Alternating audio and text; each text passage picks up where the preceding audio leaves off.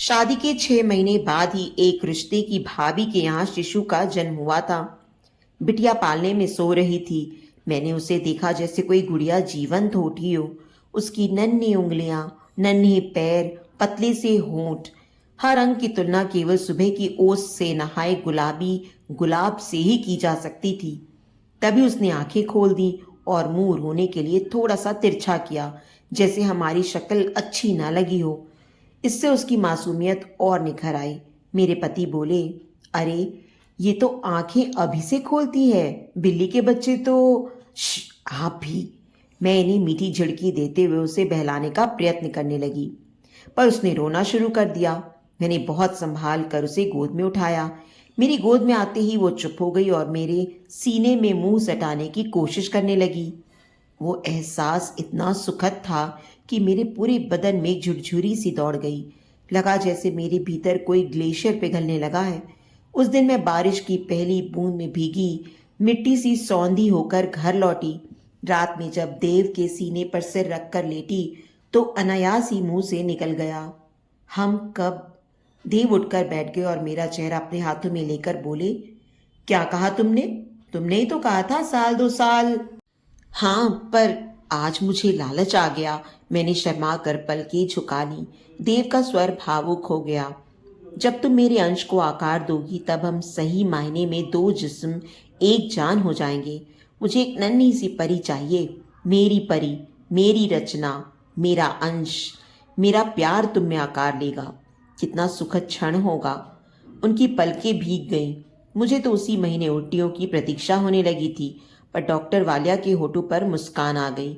बस 9 महीने हुए हैं शादी के और 3 महीने प्रिकॉशन छोड़े हुए। देख बेटा, तुम दोनों की प्रारंभिक जांच मैंने करा ली है, उसमें सब कुछ ठीक है। आगे के टेस्ट बहुत महंगे और असुविधाजनक हैं। मैं ओव्यूलेशन डे की जानकारी और कुछ आयुर्वेदिक दवाएं दे रही हूँ। 6 महीने और प्रतीक्षा कर लो, और हाँ, कोशिश करना कि तनाव मुक्त रहो। 6 महीने बाद शुरू हुआ सिलसिला लंबी, खर्चीली और असुविधाजनक जांचों, फिर इलाजों, फिर प्रयोगों, फिर नाकामियों का। ससुराल वालों की दिल बेध देने वाली कटुक्तियों, संवेदनहीन पड़ोसियों और रिश्तेदारों की व्यंग में डूबी दिखावटी सहानुभूति और संवेदनशील मित्रों की दर्द बांटने की प्यारी कोशिशों की सहभागिता बनी रही। अपनी खाली झोली फैलाए उस ऊपर वाले को कहाँ नहीं ढूंढा, किस देवता के चरण आंसुओं से नहीं पखारे, मगर सब बेकार। जब कभी किसी गर्भवती स्त्री को देखती तो यह देखती कि कैसे घरवाले उसके नखरे उठा रहे हैं, तो रुलाई आ जाती। नवजात शिशु यूनिफॉर्म पहनकर इठलाते हुए स्कूल जाते, बच्चे किसी की गोद में बड़ी बड़ी आंखें, ढेर सारा कौतूहल लिए इधर उधर लपकते बच्चे बहुत ललचाते, मगर अपने आंसुओं पर पहरा बैठाना पड़ता, क्योंकि बेदर्द जमाने की रीति जीवन की इस कमी ने सिखा जो दी थी। एक और देव विज्ञान की सारी खोज, हर प्रसिद्ध डॉक्टर और इलाज आजमा लेना चाहते थे। उनकी विफलताएं मुझे इतनी टीस देने लगी थी कि मैं उन्हें आजमाना नहीं चाहती थी। दूसरी ओर शुभ चिंतकों ने गोद लेने का विकल्प सुझाना शुरू कर दिया था। गोद सोचती तो दिल बैठ जाता। अब वो घड़ी कभी नहीं आएगी जब मैं एक संस्कृति गढ़कर नारी के विधाता रूप की श्रेणी में आऊंगी। मेरे स्त्रीत्व को पूर्ण होने का गौरव कभी नहीं मिलेगा। मेरे सामने दोनों देवरों की शादियां हुई, बच्चे हुए। मैंने पूरे घर को उनकी गर्भावस्था में उनके नखरे उठाते देखा। एक बार तो छोटे देवर जी रात को 12 बजे टिक्की ढूंढने निकले। नहीं मिली तो रात के 1 बजे सासू माँ ने उसके लिए टिक्की बनाई। सौर में सासू माँ का मेवे खिलाना, 7वें महीने होने वाली गोद भराई की पूजा। किस अपराध के दंड स्वरूप विधाता ने मुझे इन गौरवपूर्ण सुखों से वंचित दिया? कैसे उन खुशी को देखकर हर्ष से आंदोलित हो पाएगा मन, जिसके इंतजार में 9 महीने एक मीठी पुलक में नहीं बिताए, जिसके पहले स्पंदन की खुशी नहीं महसूस की, देव का सिर अपने पेट पर रखकर जिसकी धड़कन नहीं सुनाई। एक दिन मम्मी के साथ अपनी व्यथा बांटी तो प्यार से गोद में लटाकर बोली, अरे बुद्धू, तूने गाना नहीं सुना? प्यार किया नहीं जाता, हो जाता है। और ये तो इस दुनिया का सबसे पवित्र प्यार है, इसे करने की जरूरत कैसे पड़ेगी? याद है जब तेरी देव से शादी तय हो रही थी तो तू उदास थी। हर कुंवारे मन की तरह तेरा भी सपना था कि कोई मिले, उससे प्यार हो जाए, तब शादी हो। लेकिन देख, 2-4 महीनों में ही देव तेरे दिल की धड़कन बन गए कि नहीं।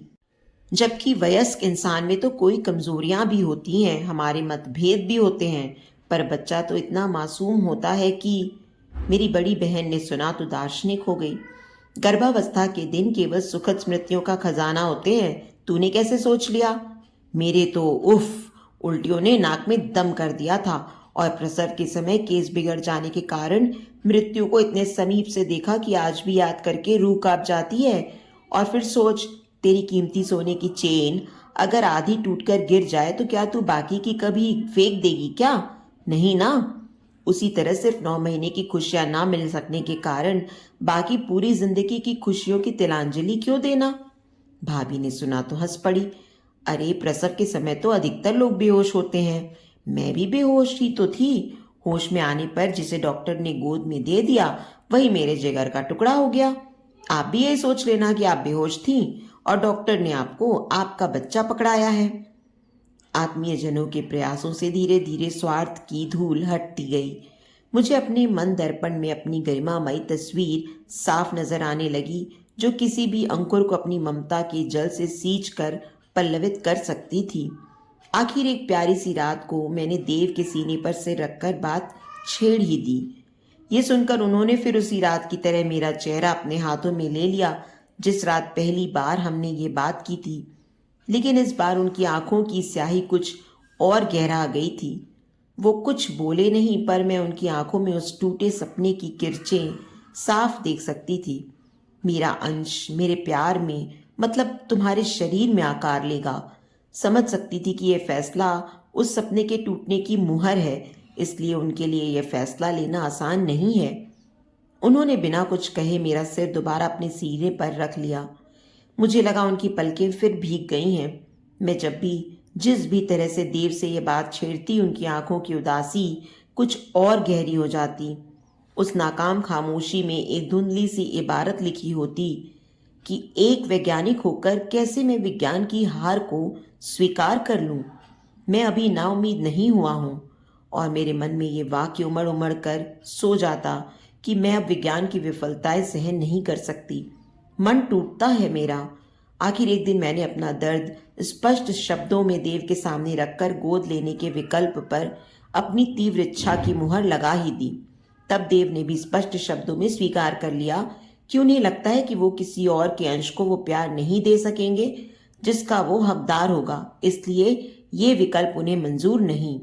बात प्यार की थी, इसलिए मैंने दबाव डालना कतई उचित न समझा। आखिर सासू माँ ने देव को समझाने की जिम्मेदारी संभाली। देव की प्रारंभिक परवरिश गांव में अपने दादाजी के पास हुई थी। वो एक समाज सेवक थे और देव के बचपन में ही उसे समाज सेवक बनाने का सपना लेकर गुजर गए थे। सासू माँ ने देव के संस्कारों में भरी इंसानियत को कुरेदा और दादाजी की कसम देते हुए उन्हें ये कहकर मना लिया कि ये एक समाज सेवा होगी और इससे तुम्हारे दादाजी की इच्छा आंशिक रूप से पूरी हो जाएगी। अनाथ आश्रम की ओर दौड़ती कार की तरह मेरे मन में फिल्मों के दृश्य दौड़ रहे थे। दंपति अनाथ आश्रम जाते हैं, अध्यक्ष उन्हें आदर के साथ एक हॉल में ले जाते हैं, बहुत से बच्चे पालने में लेटे हैं, उनसे एक बच्चा चुनने को कहा जाता है। मैं तो सबसे छोटा बच्चा चुनूंगी। वो मेरी गोद में आकर मेरे सीने में। आप बच्चा क्यों गोद लेना चाहते हैं? एक सात्विक मुस्कान वाली अध्यक्षा का बड़े मृदुल स्वर में पूछा गया पहला प्रश्न था ये। मुझे बच्चे खिलाने का बड़ा शौक है, किसी वंचित को अच्छा जीवन देने के लिए। हम दोनों एक साथ दो अलग वाक्य बोले। अध्यक्षा ने हम दोनों को अलग अलग अपनी पैनी और पारखी लगने वाली निगाहों से तौला। उसके चेहरे पर मुस्कान आ गई। पहले वो देव की ओर मुखातिब हुई। समाज सेवा तो आप हमारे साथ जुड़कर यूं भी कर सकते हैं। हमारे यहाँ बहुत सारे लोग श्रम और धन का दान करते हैं। फिर मुझे देखकर बोली, और शौक के भाव तो कभी स्थायी नहीं होते। उनके शब्द मायूस कर देने वाले थे, पर चेहरे पर भाव कोमल और परीक्षा परक। जाने क्यों और कैसे मैं फूट पड़ी। मेरा जीवन ठहर सा गया है। मैं भी बच्चे के लिए सुंदर कपड़े खरीदना चाहती हूँ, उसकी हंसी में हंसना चाहती हूँ, रात में जगकर उसे दूध पिलाना चाहती हूँ, उंगली पकड़कर चलना सिखाना चाहती हूँ, पार्क में ले जाकर झूला झुलाना चाहती हूँ। उसे यूनिफॉर्म पहनाकर स्कूल छोड़ने जाते समय उसकी मीठी बातें सुनना चाहती हूँ। मैं मातृत्व का गौरव पाना चाहती हूँ। मेरी आवाज़ पनीली हो गई और अध्यक्षा के चेहरे पर एक गरिमामयी मुस्कान तैर गई। बस, मैं यही सुनना चाहती थी जो आपने आखिर में कहा। आप पाना चाहती हैं? याद रखिए, हमारे बच्चे अनाथ जरूर हैं, पर वंचित और बेसहारा नहीं। इन्हें माता पिता सिर्फ इसलिए चाहिए कि ये ढेर सारी खुशियां लें और दे सकें। इन्हें समुचित जीवन मिलेगा तो ये भी आपके खालीपन को भरकर आपके जीवन को समृद्ध करेंगे। ये फॉर्म ले जाइए, इसे भरकर सारी अटैचमेंट्स लगाकर ले आइएगा। क्या हम बच्चे देख सकते हैं? मुझसे अपनी व्यग्रता नहीं रोकी जा रही थी। सारे बच्चे नहीं दिखाए जाते। मेरे चेहरे पर क्यों का प्रश्न पढ़कर वो आगे बोली, जब कोई गुड़िया खरीदने बाजार जाता है तो देखभाल कर अच्छी से अच्छी खरीदने का भाव होता है ना। और जब प्रसव के बाद डॉक्टर आपके हाथ पर बच्चा रखती है तो मन में बस ईश्वर के उस आशीर्वाद को लपक कर माथे से लगा लेने का भाव होता है ना। और जब आप उसे ईश्वर का प्रसाद समझकर ग्रहण करेंगे तो उस क्षण से आपको उससे प्यार हो जाएगा। नहीं तो घर जाकर द्वंद्वग्रस्त रहेंगे कि वो ज्यादा सुंदर थी या हमने गलती की। इसलिए हम खुद दंपति की शक्ल से मिलान कर उसके लिए बच्चा चुनते हैं। मुझे नवजात शिशु मिल जाएगा? मेरा ये प्रश्न सुनकर उनकी मुस्कुराहट हंसी में बदल गई। जब कोई बच्चा आश्रम में आता है तो हमें पुलिस थाने में खबर करके 3 महीने प्रतीक्षा करनी होती है कि कहीं किसी ने किसी का बच्चा चुरा कर तो नहीं डाल दिया। इसलिए 3 महीने से छोटा बच्चा नहीं मिल पाएगा।